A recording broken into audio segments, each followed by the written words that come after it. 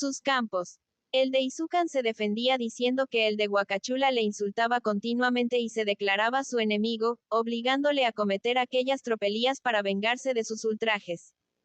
Los señores de la serranía se quejaban de estar mal mirados por los de la tierra llana, y los de la tierra llana clamaban contra los de la serranía. En fin, los unos pidiendo justicia y los otros mercedes, fueron tantos los indios que acudían a la audiencia, que prolongándose ya demasiado aquel acto, empezó a cansar a los españoles. No podían, sin embargo, dejar de admirar la paciencia y atención con que escuchaba Moctezuma a todos los solicitantes, animando con su bondad a los que llegaban turbados y torpes y dando sus fallos con equidad y energía. En los casos que le parecían dudosos o difíciles consultaba a sus consejeros, y bien que muchas veces no siguiese su dictamen, les oía siempre con suma amabilidad. La audiencia aún no terminaba y Cortés ideaba ya el modo mejor de evadirse de tan larga sujeción, cuando se presentó un mancebo de aventajada presencia, que después de las formalidades de estilo, dijo con un desembarazo poco común en los pretendientes. Señor, mi señor, gran señor, 33, tu humilde vasallo Simpansin, hijo de Cualpopoca, solicita de tu bondad un momento de audiencia. Pero siendo cosas reservadas e importantes las que tendrá el honor de comunicarte, te suplica le escuches tú solo o con tus ministros y consejeros. Habla, dijo el emperador. Los extranjeros que aquí se hallan, son, como miembros de mi propia familia y nada les reserva mi confianza. El joven lanzó una rápida e iracunda mirada sobre los españoles, y, bajando la cabeza guardó silencio. Habla, repitió el monarca con tono absoluto. No puedo, dijo resueltamente el mancebo. Una nube de cólera pasó sobre la frente de Moctezuma. Pero, antes que tuviese tiempo para hablar, uno de los consejeros se atrevió a dirigirle la palabra, no sin alguna timidez, haciéndole observar que acaso aquel joven tendría que quejarse a su justicia de algún ultraje vergonzoso, de aquellos que un hombre noble no confiesa sino a Dios y a su rey, y que sería una cruel humillación obligarle a hacer casi pública su vergüenza. Estas palabras parecieron tener alguna fuerza en el ánimo de Moctezuma, y no queriendo hacer exclusión notable de los españoles, mandó salir igualmente a todos sus ministros y consejeros, quedando solo con Simpacin.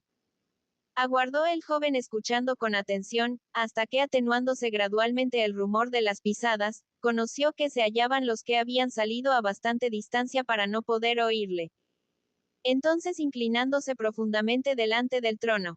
Señor, dijo, tu humilde vasallo Cualpopoca, ¿qué manda la gente de guerra que tienes en las fronteras de Zempoala, me envía a ti a comunicarte noticias importantes. Señor, los extranjeros que hospeda tu benignidad en esta corte son gente maligna y sediciosa, que solo aspira a sembrar la discordia entre tus vasallos y a deprimir tu grandeza.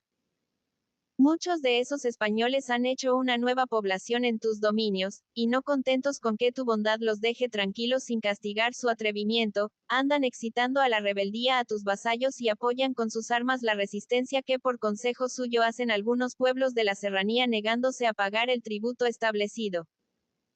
Los Totonacs, gente servil y revoltosa, se han enorgullecido de tal manera con el apoyo de los extranjeros, que excusan hasta darte el nombre de emperador, y provoca tan insolentemente a tus soldados, que Cualpopoca se ha visto precisado a entrar en sus poblaciones con las armas en la mano. Los españoles han acogido en su población a los rebeldes que abandonaron las suyas, y aunque mi padre no atreviéndose a castigar su insolencia sin tu permiso, excusó la persecución de los rebeldes, el capitán de aquella gente se ha atrevido a enviarle unos emisarios reconviniéndole agriamente por el justo castigo dado a los Totowecs. Calló un momento el joven viendo la alteración que sus palabras producían en el rostro de Moctezuma. Pero notando en este un ademán de impaciencia, continuó. Contestó mi padre manifestando que no recibía órdenes sino de su soberano, y que era hacerse culpable para con tu grandeza el oponerse al castigo de tus rebeldes. Despachados los emisarios con esta contestación resolvió Cualpopoca enviarme a ti para poner, en tu soberano oído la noticia de los desafueros, que ejecutan esos extranjeros, en desprecio de tu autoridad, pidiéndote permiso para castigarlos. Pero en el momento de mi salida recibió aviso cierto de que los españoles, auxiliados por un ejército de tus rebeldes, marchaban contra tus tropas en ademán de presentarles la batalla. Cayó segunda vez el joven emisario. El rostro de Moctezuma había cambiado 100 veces de color durante esa relación, y cuando la concluyó permaneció largo rato en agitado silencio y como si dos opuestos impulsos luchasen en su corazón. Retírate, dijo después a Simpansin, y a nadie comuniques las noticias que acabas de darme. Llamó enseguida a sus ministros, les ordenó declarar que había terminado la audiencia por aquel día, y solo, torvo, meditabundo, se encerró en su habitación, en la cual solo permitió la entrada a Guacolando, su ministro favorito, con el cual quiso tener una secreta conversación. Fiel vasallo, le dijo con acento concentrado y triste, muchos soles han salido sin que se alegrasen con su luz mis ojos que no cierra el sueño, ni hallase manjar grato mi paladar. El grande espíritu hábil algunas veces al corazón de los reyes, y el mío ha sabido de este modo cosas terribles. Una voz que no suena en el oído pero que encuentra eco allá en lo más hondo de mi pecho, me dice sin cesar que el tiempo de mi reinado va a terminar. Pero no es eso lo que abate mi ánimo ni hace desfallecer mi cuerpo. La corona pesa más que adorna, y la mano de Moctezuma sabe empuñar un cetro con dignidad y soltarle con alegría. Si el cielo me indicase cuál es el hombre más digno que yo de gobernaros. Si supiese que bajo su potestad seríais más grandes y más felices, yo mismo buscaría al nuevo rey y de mi mano recibiría la corona. Pero otro temor, otra calamidad más grande es la que me intimida. Horribles pronósticos anuncian hace algún tiempo la destrucción de este poderoso imperio, y desgracia menos grande no pudiera abatir el fuerte ánimo de Moctezuma. El infausto Tlacatecolt, que acaso nos castiga por alguna falta grave de nuestros abuelos, puede solo revelarnos la extensión de los males que nos prepara. Ve a consultar a los teopixques del formidable dios, Guacolando, y, para hacerle propicio ofrece nuevos sacrificios de sangre y de oro. Yo quedo en oración esperando tu vuelta y rogando a los grandes espíritus se apiaden de mi pueblo y descarguen en mí solo todo el peso de su ira. Salió Guacolando a cumplir las órdenes del emperador, y tardó poco en volver con semblante triste y grave.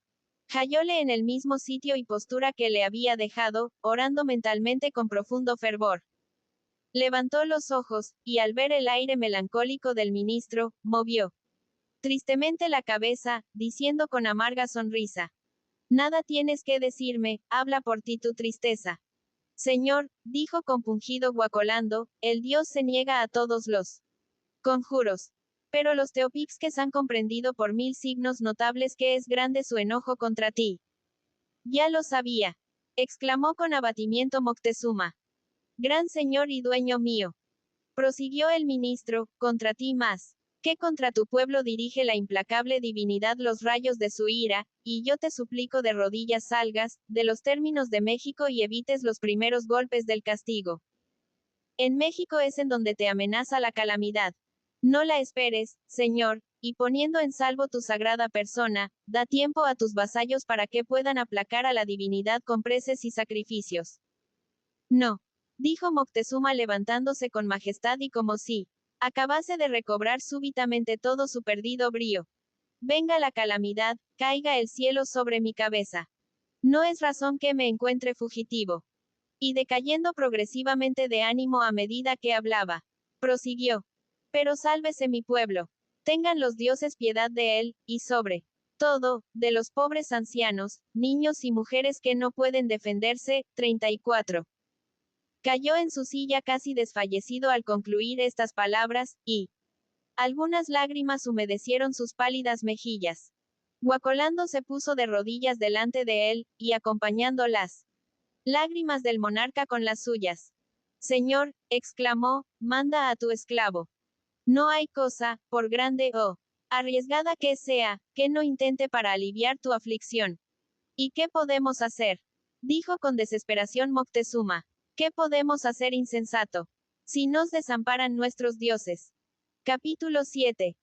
Prisión de Moctezuma. Eran las 5 de la tarde del día 22 de diciembre, y Cortés, que Hacía algunos días no dejaba su cuartel, pareciendo más pensativo y preocupado que lo estaba regularmente. Recibió aviso de sus centinelas de que 2 soldados tlaxcaltecas disfrazados con el traje de los mesecuales mexicanos, acababan de llegar al cuartel y pedían ansiosamente hablarle.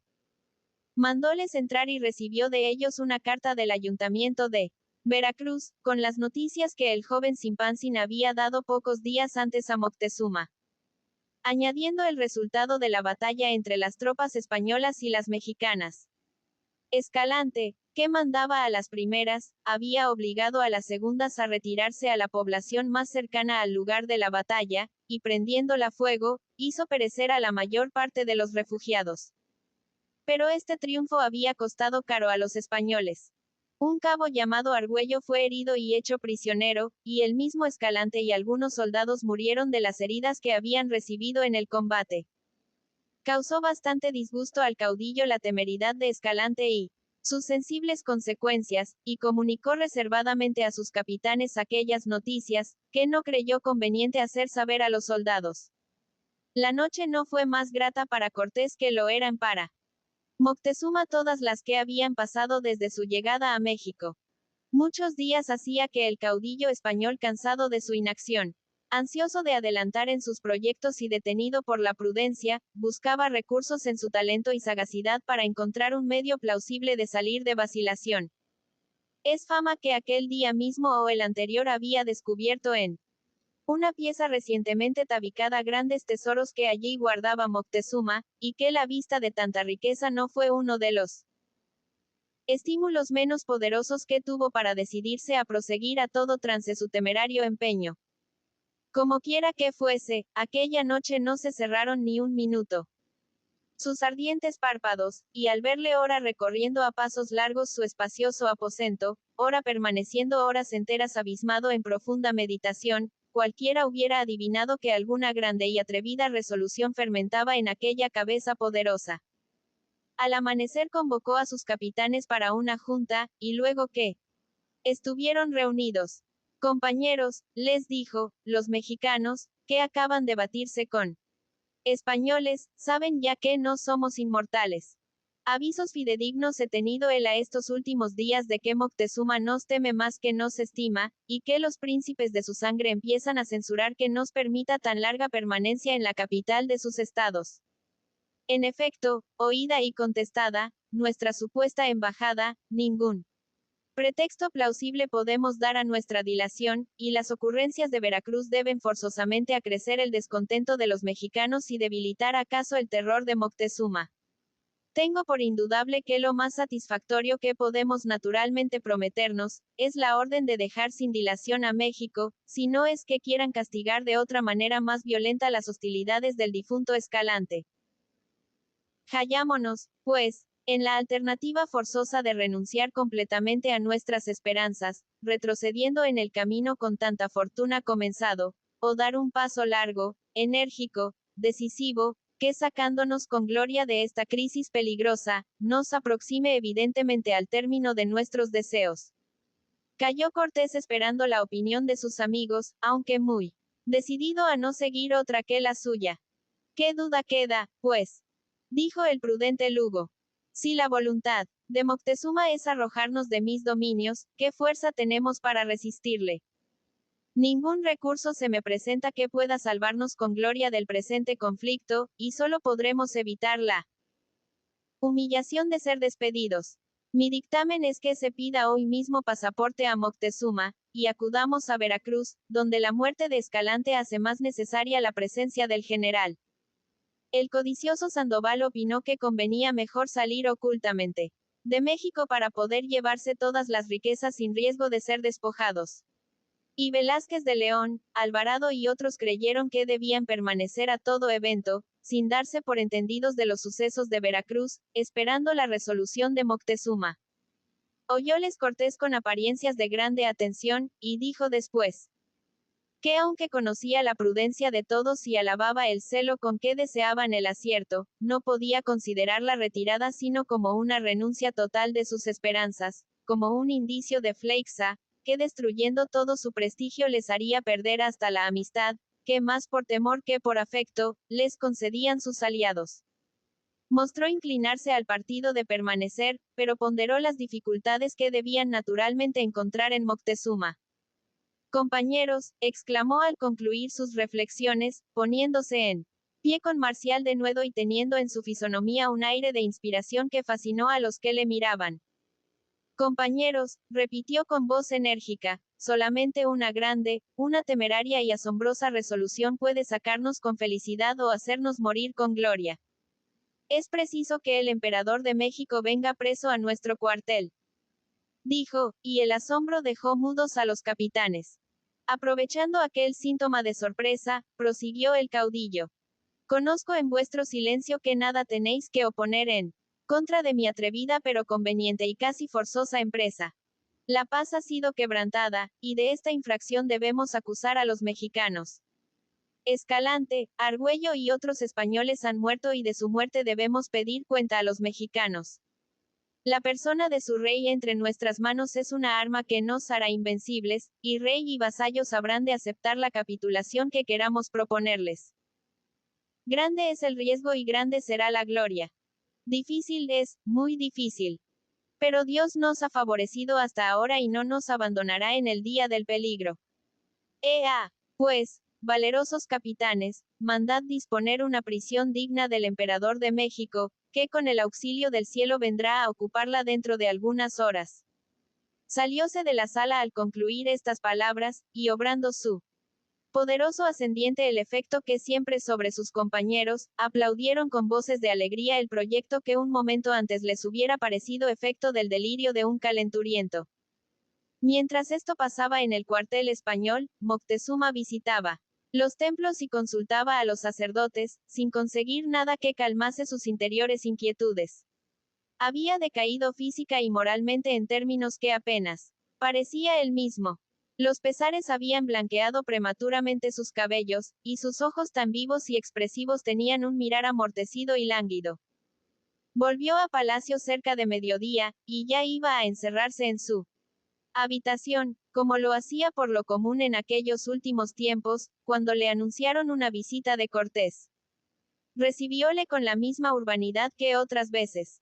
Pero las vigilias y disgustos le tenían tan decaído, que no pudiendo apenas tenerse en pie, volvió a caer en la silla de la que se había levantado a la llegada del jefe español.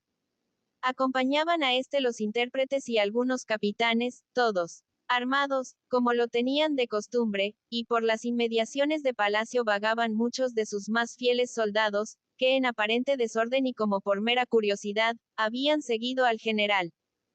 Todas las tropas tlaxcaltecas y españolas estaban sobre las armas, y se notaban centinelas apostados en las avenidas de las calles desde el cuartel hasta el palacio.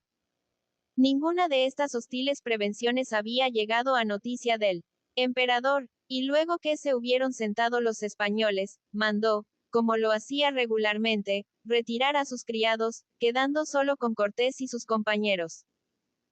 Antes de que hubiese tenido tiempo para dirigirles los cumplimientos de estilo, tomó la palabra Cortés, y se quejó amargamente y con todas las apariencias de un profundo resentimiento de la infracción de la paz, que atribuyó con osadía a Qualpopoca, pidiendo pública satisfacción de la muerte de Escalante y Argüello y del agravio hecho al monarca de Castilla en las personas de sus servidores. Sorprendido y turbado Moctezuma al oír el tono atrevido con que le hablaba, permaneció un instante en silencio, hasta que haciendo un penoso esfuerzo sobre sí mismo para recobrar o aparentar al menos serenidad, respondió: La paz no ha sido quebrantada por orden mía ni con mi consentimiento. Te lo aseguro por mi honor, puro como el sol de los cielos, y si el general Qualpopoca ha cometido algún desafuero contra vosotros, te prometo castigarle con la mayor severidad.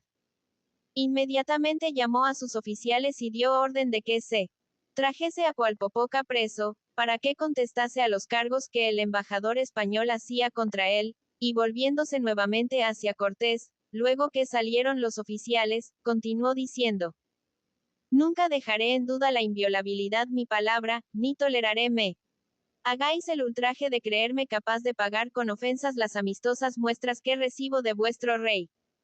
No es mi ánimo hacer a V. M semejante agravio, respondió Cortés vivamente. Estoy muy convencido de su perfecta inocencia en el ultraje de que me quejo. Pero no hay la misma seguridad en mis tropas, y no podré convencerlas si V. no nos concede una satisfacción pública y solemne, que sea al mismo tiempo una prueba de estimación y de confianza. ¿Y cuál otra mayor satisfacción puedo daros? Dijo Moctezuma. Que la de hacer prender y juzgar al general a quien acusáis. Dudo, contestó Cortés, que esa justicia dejase satisfecho al poderoso monarca de quien soy ahora representante, y creo que por el decoro de aquel y por el de V. debéis dar un testimonio público, grande, extraordinario, que desmienta los rumores que corren de haberse infringido la paz por vuestra orden. En esta convicción, prosiguió atrevidamente, suplico a V. se sirva trasladarse por algunos días a mi alejamiento, hasta que sufriendo su castigo cual popoca, no quede la menor duda de la indignación que ha sentido vuestro real ánimo al saber su desacato. Cesó de hablar Cortés, y la sorpresa y la cólera dejaron mudo y como petrificado a Moctezuma, hasta que vuelto en sí, se levantó con fiereza exclamando: Los príncipes de mi sangre saben morir antes que deshonrarse. Y aun cuando yo olvidase mi dignidad hasta el extremo de constituirme vuestro prisionero, ¿pensáis que mis súbditos consentirían tan enorme bajeza? No se desconcertó Cortés, antes por el contrario, respondió fríamente, que no había entrado en su pensamiento la desatinada idea de prender a un monarca en su palacio. Que si le proponía trasladarse a otro, cedido a él para su alejamiento, y en el cual el mismo emperador había residido algunas veces, era para servirle y obedecerle mejor. Y que como representante del más grande soberano del orbe, no se creía indigno de alojar en su vivienda a otro soberano, al cual juraba solemnemente que sería respetado como merecía. Había vuelto a sentarse Moctezuma durante estas palabras de Cortés, y el exceso de la indignación alteraba de tal manera su máquina, que parecía sin fuerzas para contestar. El intérprete que traducía al emperador lo que decía Cortés, era una joven indiana, que bautizada con el nombre de Marina, seguía al caudillo con el carácter de intérprete en público, y con otro más íntimo en secreto. Notando esta la poca apariencia de docilidad que tenía Moctezuma. Señor, le dijo en voz baja, soy una súbdita tuya que no puede desearte mal, y una confidenta de ellos que sabe sus intenciones. Cede, te ruego, por amor a tu vida y para evitar grandes males a sus vasallos. No, no, murmuró con voz ahogada Moctezuma. Sería una infamia. Levantáronse a la vez con señales de impaciencia los capitanes españoles, y uno de ellos. ¿En qué nos detenemos? Dijo, es preciso que nos siga o matarle. El tono y el gesto hicieron comprender a Moctezuma el sentido de las palabras. En aquel momento su imaginación, exaltada por los insomnios y la abstinencia de tantos días, le sugirió en tumulto todos sus presentimientos, todas las profecías. Consideróse como el objeto de la ira de los dioses, como la víctima escogida para expiar algún recóndito y horrendo delito de sus antepasados, y con voz desfallecida. Basta. Exclamó, hágase la voluntad de los dioses. Estoy pronto a seguiros. Al instante hizo llamar a sus criados, mandó que le dispusiesen la litera y que hiciesen entrar a sus ministros, a los cuales dijo que consideraciones de Estado le obligaban a mudar de alojamiento por algunos días, y había elegido el de su amigo Hernán Cortés. Que se comunicase así a sus súbditos, y que supiesen todos que esta determinación era voluntaria y conveniente. Salió enseguida apoyado en el brazo de uno de sus oficiales, sin despedirse de sus hijas, sin ver a los príncipes, por medio de su guardia atónita y de sus ministros consternados. Iba en litera, y los españoles a pie a sus lados, siguiéndole sus criados en tétrico silencio. El pueblo, que se agolpaba a las calles del tránsito, y para quien era novedad ver tan sin séquito a su soberano y rodeado de extranjeros, comenzó a agitarse presentando síntomas de tumulto. Pero notándolo Moctezuma, procuró manifestarse alegre, y con un movimiento de su mano impuso silencio cada vez que se levantaron algunas voces de descontento. Así llegó, sin que ocurriese novedad particular, al cuartel español. Así fue preso por un puñado de hombres, en mitad del día, en el centro de su imperio, en su propio alcázar aquel poderoso monarca. La historia de los siglos no contiene ningún hecho tan atrevido, ni jamás víctima real ha visto caer de su cabeza con menos ruido la sagrada corona. Capítulo 8. Situación de la familia imperial. En el momento en que se verificó la prisión de Moctezuma no se hallaba en palacio ninguno de los príncipes de su familia. Pero extendiéndose rápidamente la noticia de aquel suceso, no tardó en llegar a sus oídos. Volaron inquietos y dudosos de la verdad al palacio imperial. Notando la consternación general y viendo el terror pintado en los semblantes de todas las personas que encontraban la terrible palabra, está preso el emperador, llegaba de todos lados a sus oídos, en medio de sollozos y alaridos, y al entrar al palacio, el desorden que reinaba en él no les dejó duda de la asombrosa verdad. La esposa, hijas y esclavas de Moctezuma hacían resonar por él palacio sus penetrantes gritos.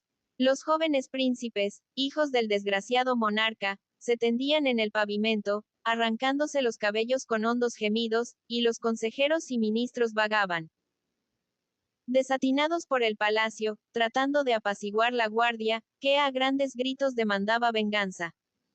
La vista de los príncipes de Texcoco, Iztapalapa y Tacuba, que entraban juntos, prestó mayor ánimo a los guerreros.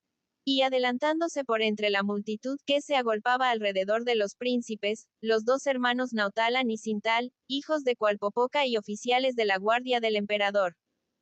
Ilustres príncipes, dijo el uno. La sagrada persona de Moctezuma ha sido ultrajada por los extranjeros, y sus ministros pretenden que estén ociosos nuestras manos mientras el emperador gime en las prisiones de sus bárbaros enemigos. Los españoles que están fuera de México, añadió el otro, sublevan los pueblos, calumnian al soberano, insultan a sus generales. Así lo ha sabido 6 días a el mismo Moctezuma de boca de nuestro hermano Simpansin, que ha venido de orden de nuestro padre Cualpopoca.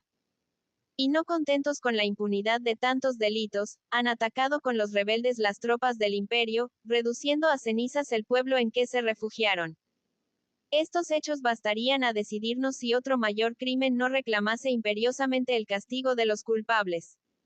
Príncipes, a vosotros toca dirigirnos, pero que sea a la venganza. A la venganza, sí, gritó con furor Cacumatzin. Perezcan en un día los pérfidos y traidores advenedizos que tan vilmente pagan nuestras bondades. A ninguna mano cederá Cacutmácin el honor de presentar en el Teócali de Huitzilopochtli la primera cabeza de 1000 voces unánimes. A la venganza. A la venganza. Repitieron aquellos monstruos. Sí, valientes mexicanos. Dijo el señor de Iztapalapa. Sí. Cobarde e infame sería aquel corazón que no respondiese a tan justo voto. Pero no nos expongamos por una imprudente fogosidad a malograr tan legítimo deseo. Convóquense a palacio a todos los príncipes, consejeros, ministros y generales del imperio, y formando un plan y nombrando un jefe supremo, cuidemos de cortar la retirada al enemigo antes de emprender el ataque. Los consejos de tu prudencia, noble Quetlahuaca, contestó con altanería Cacumatzin, son más útiles para las cosas del gobierno que para las de la guerra.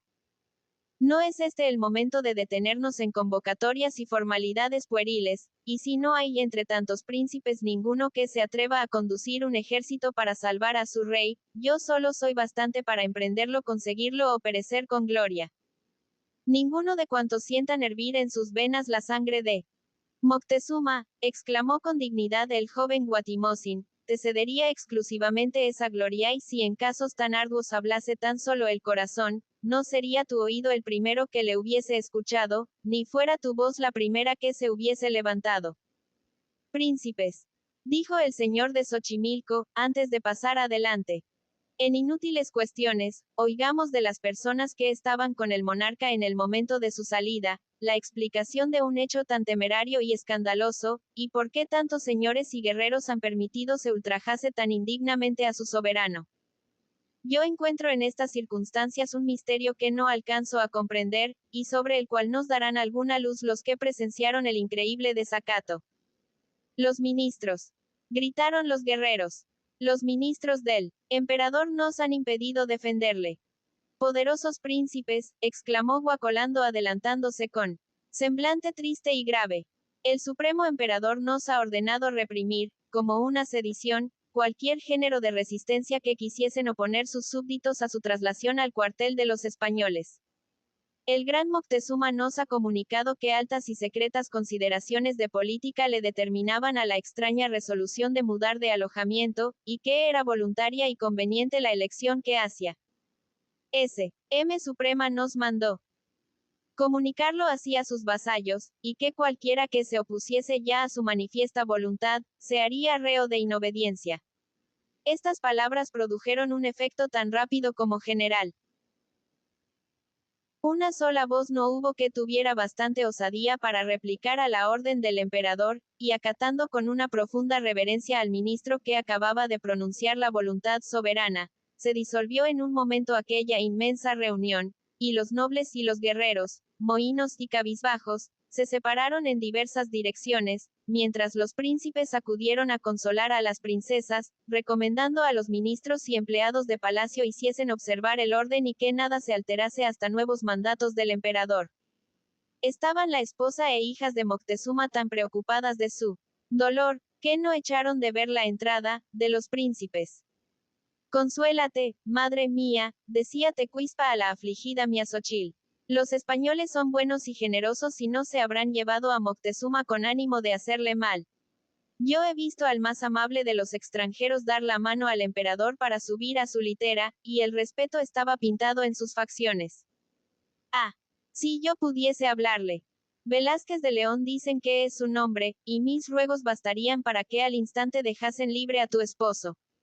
Tanto confías, Tecuispa, dijo con violenta sonrisa Cacumatzin, en el poder de tus palabras sobre el corazón de ese guerrero bárbaro. Tienes mucha fe en su bondad y en su nobleza, en el momento en que acaban de hacer a la sagrada persona de tu augusto padre el más vil de los ultrajes. Tecuispa, que hasta el momento en que escuchó su voz no había visto al príncipe, volvió a él sus bellos ojos con gracioso espanto, y Gualcacinla al oír la confirmación de una desgracia que aún le parecía increíble, comenzó a quejarse con mayores lamentos. Es pues cierto, exclamó, que está preso el emperador. Es cierto ese ultraje ignominioso. Y tú, prosiguió volviéndose hacia su marido, tú, Guatimozin, y vosotros, príncipes de Texcoco y de Iztacpalapa, vosotros venís, a las hijas del ofendido monarca con las manos desarmadas. Oh, muriera yo 100 veces antes de presenciar la vergüenza que ha caído sobre la familia imperial. Gualcacinla, dijo Guatimozin, tomando casi por fuerza una mano, que le rehusaba su indignada y afligida esposa. Las órdenes supremas del emperador pudieran solamente desarmar nuestros brazos, y si con lágrimas y no con sangre lavamos el ultraje del monarca, su voluntad sagrada es la causa. Princesas, añadió el señor de Iztacpalapa, el emperador ha declarado a sus ministros que iba voluntariamente al cuartel español y que castigaría como a sedicioso y rebelde a cualquiera de sus súbditos que osase oponer resistencia a su soberana determinación. A estas palabras las princesas bajaron con humildad la cabeza, y Gualcacinla, arrojándose en los brazos de su joven esposo, dio libre curso a su llanto, que endulzaba él con tiernísimas caricias, mientras el celoso Cacumatzin decía con sarcasmo a Tecuispa. Debes en efecto estar tranquila y aún gozosa, princesa. Tú, padre tiene tantas simpatías como tú por los advenedizos de Oriente, y si es cierto que voluntariamente ha dejado su palacio para ir a habitar entre ellos, posible es también que traslade a sus hijas a tan digno alojamiento. No escoges con acierto el momento de manifestar tus celos. Cacumatzin, dijo la princesa, y debieras tenerme alguna compasión ya que no te merezca ningún respeto. A estas palabras, acompañadas de una cristalina lágrima que rodó desde los lindos párpados por todo lo largo de la redonda y fresca mejilla, sintió súbitamente desarmar su enojo el enamorado príncipe, y trocando en afectuoso acento el áspero tono usado hasta entonces. Perdóname, oh adorada niña, exclamó, y no agraves con tu llanto una falta que quisiera reparar a costa de mi vida. Olvida mis celos indiscretos y mis palabras insensatas. En el corazón de Kakumatsin no pueden reinar otros sentimientos que el más ardiente amor y la más profunda veneración por ti, Tecuispa. ¿Perdonas a tu amante? Le perdonaría, respondió con un gesto de infantil coquetería, sí. No creyese necesario guardar mi clemencia, para la frecuente repetición que ha de tener su falta. Capítulo 9. Moctezuma en la prisión. La habitación destinada a Moctezuma por los españoles, era uno de los más grandes salones del palacio que aquel monarca les había cedido para su alojamiento, y apenas hubo encontrado en él cuando se colocaron a la puerta numerosas guardias. Doblóse además la ordinaria del cuartel, y mantuviéronse en sus puestos los centinelas avanzados que guardaban las avenidas desde aquella mañana. Tomadas estas y otras medidas de seguridad, pasó Cortés a visitar al ilustre preso, que le recibió sin muestras de enojo ni de temor. Ya me tenéis en vuestro poder, le dijo, y podéis manifestarme sin ningún género de desconfianza vuestras intenciones y deseos, pues no me persuado me supongáis tan necio que crea no habéis tenido otro objeto al conducirme aquí que el de satisfacer a vuestro rey de la infracción de la paz que atribuís uno de mis generales. Decid, pues, ¿qué es lo que pretendéis de mí y os escucharé con toda mi atención? Mis deseos al presente, contestó el astuto caudillo, no pueden ser otros que el de complacer a V.M. en todo aquello que guste ordenarme, y hacerle gratos, cuanto de mí dependa, los días que no honre con su compañía. ¿Y qué? Dijo el emperador con alguna sorpresa, nada más. ¿Deseáis que permita a V.M. a mis oficiales entren a ofrecerle sus respetos y a tributarle gracias por el honor que nos dispensa viniendo a habitar entre nosotros? No pudo Moctezuma reprimir una sonrisa al oír hablar de su prisión como de un acto voluntario. Pero disimulando su observación y adoptando un lenguaje en armonía como el de su interlocutor. Yo me congratulo, dijo, de que me hayáis dado esta ocasión de probaros el aprecio y confianza que me merecéis, y para ahorraros la pena de custodiarme y la inquietud que os causa no saber cómo tomarán mis vasallos esta determinación, empeño mi real palabra de que no me moveré de este sitio y que respetando el pueblo mis órdenes, no intentará ningún medio violento de libertarme. Todavía, añadió con cierto orgullo, todavía Moctezuma es temido y respetado por sus súbditos. V.M. respondió con impávida serenidad el caudillo, no será menos respetado de los españoles, y las guardias que se han colocado, cerca de la habitación que os habéis dignado favorecer, menos están para nuestra seguridad que para el decoro de vuestra real persona. V.M. prosiguió levantándose y haciendo al emperador una profunda reverencia, puede mandar aquí lo mismo que en su palacio, y recibir a los príncipes, ministros o señores que sean de su real agrado. Salióse al concluir estas palabras repitiendo sus cortesías, y Moctezuma recibió después a otros varios capitanes que lo trataron con no menos consideración, y a los cuales correspondió con suma afabilidad. Antes de despedirlos regalóles algunas joyas preciosas de las que adornaban su persona, y les rogó pasasen algunos de ellos a visitar a su esposa e hijas y a los príncipes de su familia, para manifestarles que podían verle y que se encontraba complacido y obsequiado entre sus amigos españoles. Luego que quedó solo depuso su semblante la forzada serenidad que había ostentado a vista de sus opresores, y levantando los ojos al cielo con profundo dolor. ¿Estáis ya satisfechos, formidables espíritus? Exclamó.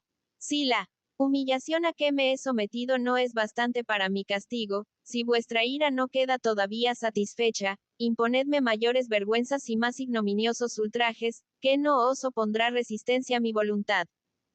Pero básteos mi expiación y sed clementes con mi familia y con mis pueblos. Pronto estoy a devolveros la corona que me habéis concedido. Pero no me arranquéis con ella pedazos del corazón. Algunas lágrimas acudieron a sus párpados, que fueron devoradas rápidamente oyendo que alguno se aproximaba. Uno de sus centinelas anunció que el ministro Guacolando deseaba ver al emperador, y aunque fuese uno de los hombres a quienes dispensaba mayor confianza, procuró Moctezuma que lo encontrase sereno.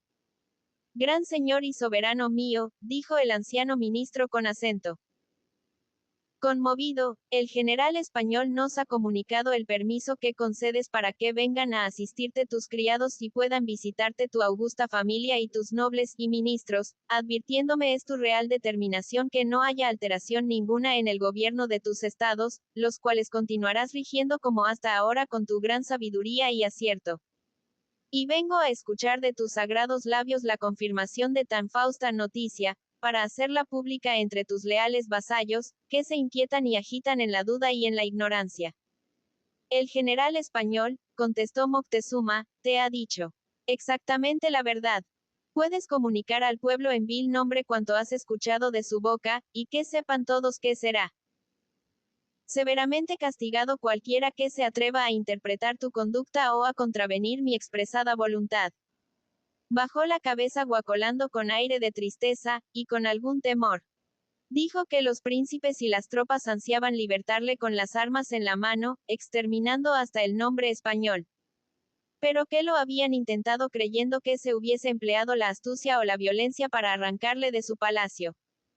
Luego que han oído de mi boca, prosiguió mirando a Moctezuma, las palabras que tuve el honor de escuchar de la tuya, todos se han sometido a tu voluntad suprema, y solamente con tu leal aprobación se armarán contra los extranjeros. Nunca, dijo con viveza el monarca dominado un instante por la emoción que en vano quería ocultar. Nunca consentiré que por defender esta vida desgraciada, objeto de la venganza del cielo, atraigan sobre sí mis generosos parientes y mis leales vasallos la cólera divina que pesa sobre mi cabeza.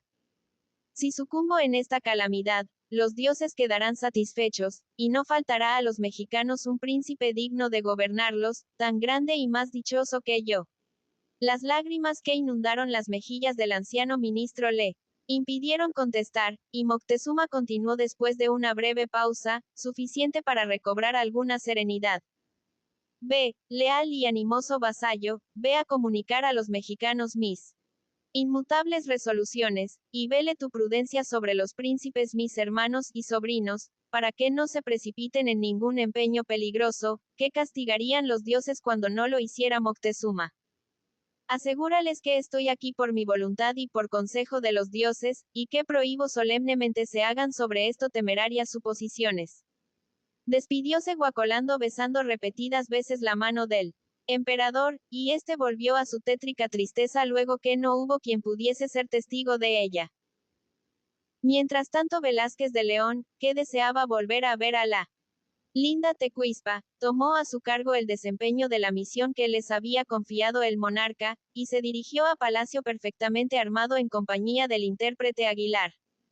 Circulaba ya por la ciudad la voz de que el emperador había ido por voluntad suya a habitar con los extranjeros, y aumentando el prestigio de estos tan extraordinaria demostración de afecto por parte de Moctezuma, en vez de los síntomas de descontento que esperaba encontrar en el pueblo, notó Velázquez mayores demostraciones de respeto. Llegó al palacio, cuya entrada le fue franqueada inmediatamente. Que manifestó venía con un mensaje del emperador a su familia, y le condujeron a las habitaciones de las princesas, obtenido que fue el necesario permiso. Aún estaba reunida la familia imperial, cuando llegó el joven extranjero, y acababa de comunicarles guacolando las órdenes del monarca, asegurando con su propia convicción que su traslación al cuartel de los españoles había sido un acto voluntario, dictado por los mismos dioses a la sabiduría de Moctezuma. Con estos antecedentes fue Velázquez benévolamente recibido, excepto del celoso Cacumatzin, que viendo teñirse de púrpura las mejillas de Tecuispa al presentarse el joven capitán, perdió la serenidad necesaria para corresponder dignamente a las corteses demostraciones de éste. Tomó asiento el extranjero a las instancias de los príncipes, y dijo que tenía el honor de ser enviado por el gran Moctezuma para saludar en su augusto nombre a las princesas y príncipes de su familia, advirtiéndoles al mismo tiempo que ese imperial les permitía visitarles siempre que lo tuviesen por conveniente. Contestó a nombre de todos el príncipe de Iztacpalapa, agradeciendo al emperador el permiso que les enviaba, y dando gracias a su embajador por su eficacia en comunicarles tan fausta noticia. La tierna Miazochil preguntó después con vivo interés si estaba contento y satisfecho su augusto esposo, y el joven castellano no vaciló en asegurar que jamás había visto tan alegre a Moctezuma. Ponderó la felicidad y gloria que era para ellos hospedar al gran emperador, la gratitud que le debían por aquella extraordinaria demostración de afecto, los obsequios con que procuraban corresponder a ella. Y como conviniese lo que decía con cuanto antes habían oído a Guacolando, quedaron las princesas muy persuadidas de la inocencia de los españoles, y los mismos príncipes, aunque menos crédulos, empezaron a juzgarla posible.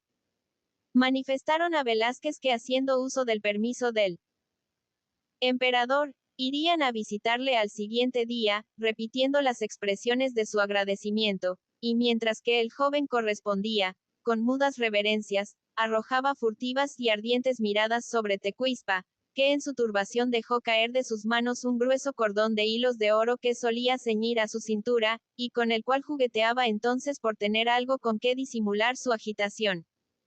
Precipitóse el príncipe de Tezcuco para levantarle. Pero más ligero, o más dichoso Velázquez, le alcanzó primero, excitando tan violenta ira en el impetuoso Cacumatzin, que interponiéndose entre la princesa y el extranjero, tendió la mano hacia él para pedirle el cordón, diciendo con altanería: Nadie sino yo tiene derecho de servir a la princesa Tecuispa. Retrocedió un paso Velázquez de León, retirando con violencia el cordón, que casi llegó a tocar la mano de Cacumatzin, y contestó con tanta altivez como su rival, que estaba resuelto a no ceder a otro, con derecho o sin él, el honor de presentar aquella joya a la princesa. Ya iba el soberbio príncipe a hacer valer de una manera más violenta sus pretendidos privilegios, cuando Guatimozin se interpuso entre los dos rivales, y procurando dar un tono jovial a la cuestión, dijo que ambos eran poco galantes en disputarse un honor que solo debía ser estimado siendo merecido, y Tecuispa solamente tenía derecho a decidir a cuál de los dos concedía la gracia de servirla.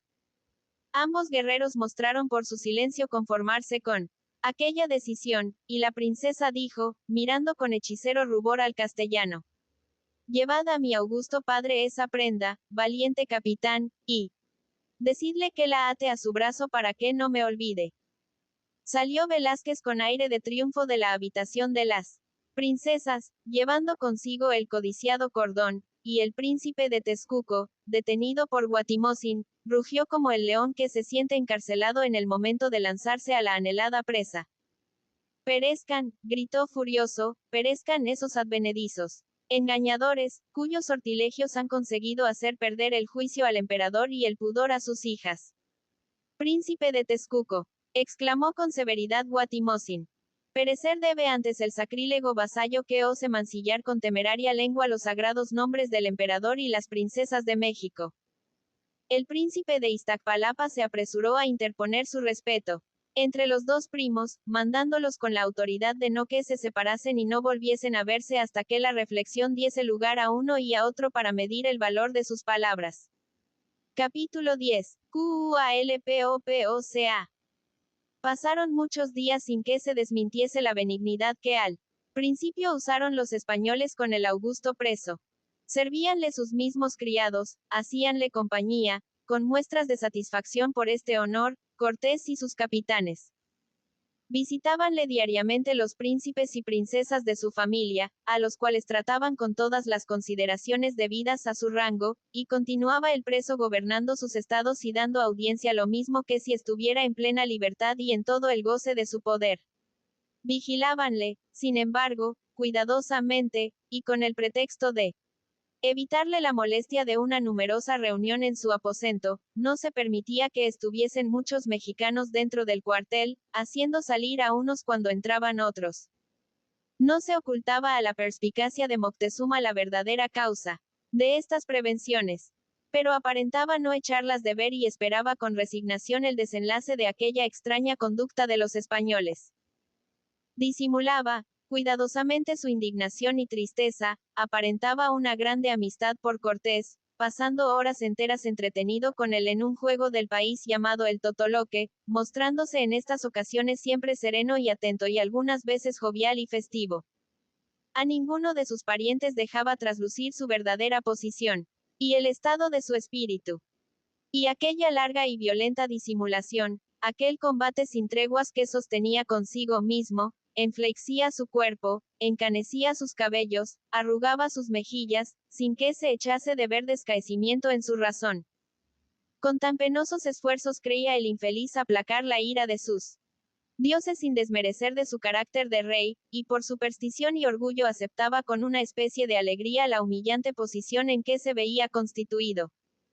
Hacíanle tertulia todas las tardes su esposa e hijas, y algunas los príncipes, con los cuales sostenía con aparente interés conversaciones insignificantes, evitando se mencionase directa ni indirectamente el asunto que más debía interesar a sus allegados, su traslación al cuartel español. El único príncipe que apenas le visitaba era Cacumatzin, porque él celoso mexicano no podía soportar la vista de su dichoso rival, admitido con frecuencia a la sociedad de la real familia y constituido con permiso de Moctezuma en maestro de su hija. En efecto, Tecuispa había manifestado tan vivos deseos de aprender la lengua española, que la India Marina, que ya la conocía regularmente, se ofreció a darla lecciones, y poco después obtuvo Velázquez de León el honor de ser nombrado director de aquellos estudios. Tenía Tecuispa gran comprensión, vivísimo ingenio, y sus progresos fueron tan rápidos, que en pocos días se entendían a maravilla la discípula y el maestro, sin necesitar la intervención de Marina.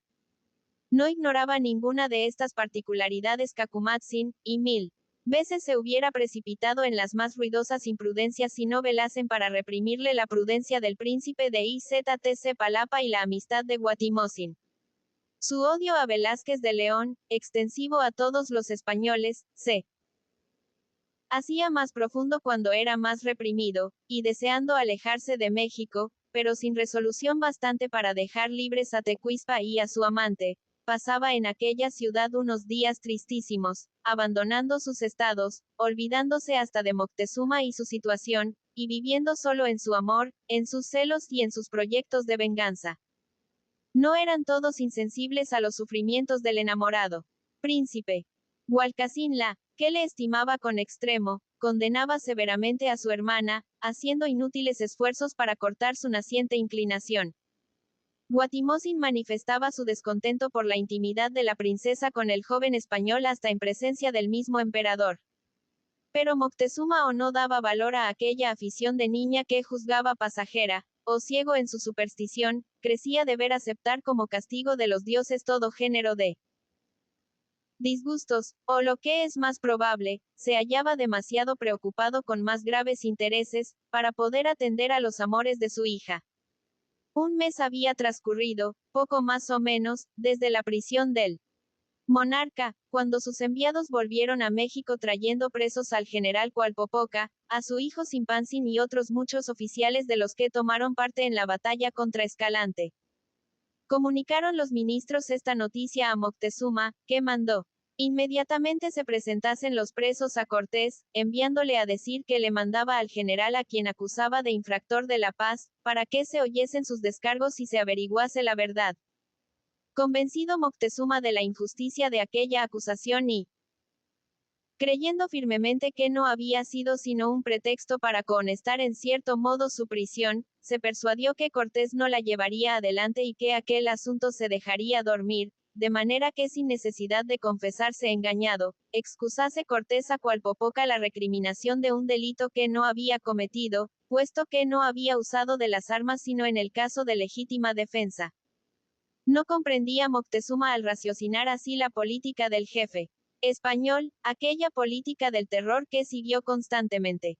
Poseía Hernán Cortés la fría razón que pesa matemáticamente las ventajas de los resultados, las conquistas a cualquier precio, cuando las ha perfectamente comprendido y apreciado. Los medios eran siempre para él cosas accesorias, y persuadíase con facilidad de su justicia siempre que tocase su utilidad. Participaba también de aquella feroz superstición de su época, en que un celo religioso mal entendido hacia que no se considerasen como hombres a los que no profesaban las mismas creencias. Venía de una tierra poblada de hogueras inquisitoriales, donde casi era un rito religioso o un artículo de dogma el aborrecimiento a los infieles y herejes. Su gran talento no bastaba a hacerle superior al espíritu de su siglo y al carácter de su nación, y lo que le hubiera parecido un vil Asesinato tratándose de cristianos, era a sus ojos poco menos que una acción meritoria cuando pertenecían las víctimas a la reprobada gente que no conocía a Jesucristo. Hernán Cortés poseía además con esta superstición feroz y con aquellas cualidades que son comunes a los grandes conquistadores y a los grandes bandidos, destinos que filosóficamente examinados no se diferencian mucho, otra cualidad o talento que le era no menos útil en aquellas circunstancias, la de saber dar a sus lecciones más arbitrarias un colorido de justicia. Aconsejábale su política respetar la vida de Moctezuma. Pero, dictábale igualmente mantener y aumentar el terror, que podía únicamente allanarle el camino de la conquista. No quería, sin embargo, inspirar aquel afuer de asesino. Preciso, era que su rigor pudiese vestir el traje de la justicia, y para designar víctimas necesitaba improvisar culpables. Los manes de Escalante y Argüello reclamaban un sacrificio expiatorio, los mexicanos necesitaban terribles ejemplares. Qualpopoca y sus compañeros eran idólatras y estaban acusados por él. Aquellos desgraciados podían servir de instrumentos para el terror y de víctimas a la venganza, dándose al sacrificio hecho a la conveniencia el carácter de un castigo. Cortés era demasiado sagaz para desconocer esta ventaja y sobrado prudente para despreciarla. Un consejo de guerra formado de españoles fue el tribunal que escogió el caudillo de los mismos para juzgar a los extranjeros acusados por él. Capítulo 11.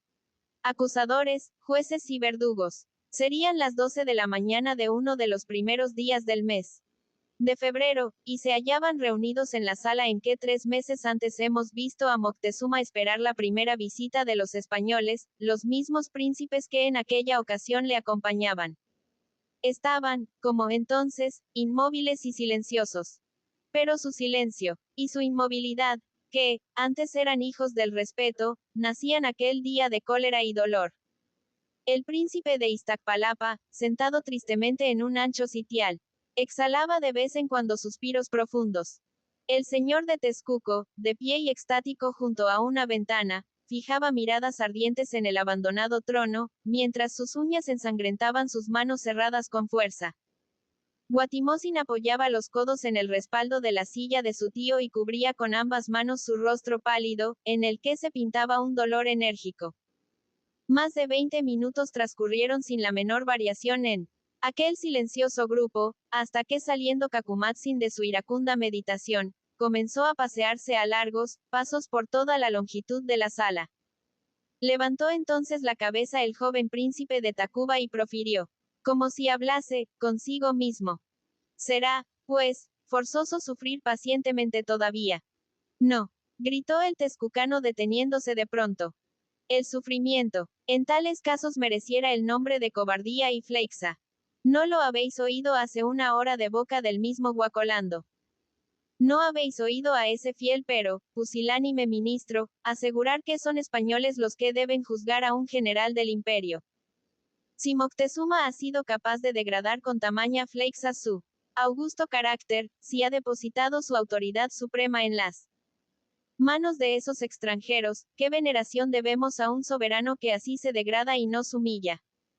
Y si los extranjeros usurpan su autoridad por medio del engaño o la violencia, ¿qué necesidad tenemos del permiso de un monarca oprimido para libertarle de su vergonzosa servidumbre y restituirle su poder primitivo?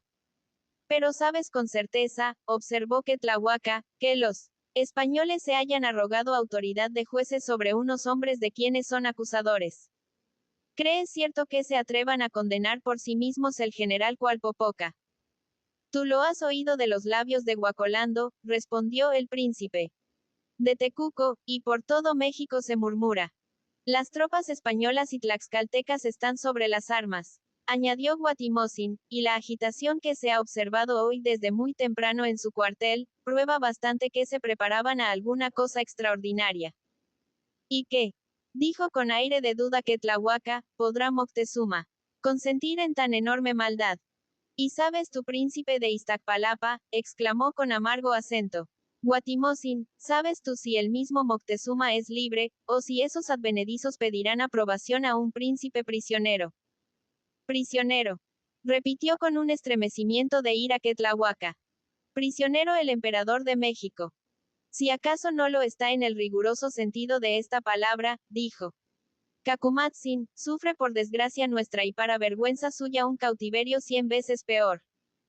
Si esos extranjeros no han tiranizado su cuerpo, tiranizan su corazón, y entre la esclavitud de su espíritu o la de su persona, os dejo escoger la que mejor os plazca, con tal que, sea una u otra, sepáis romperla y vengarla.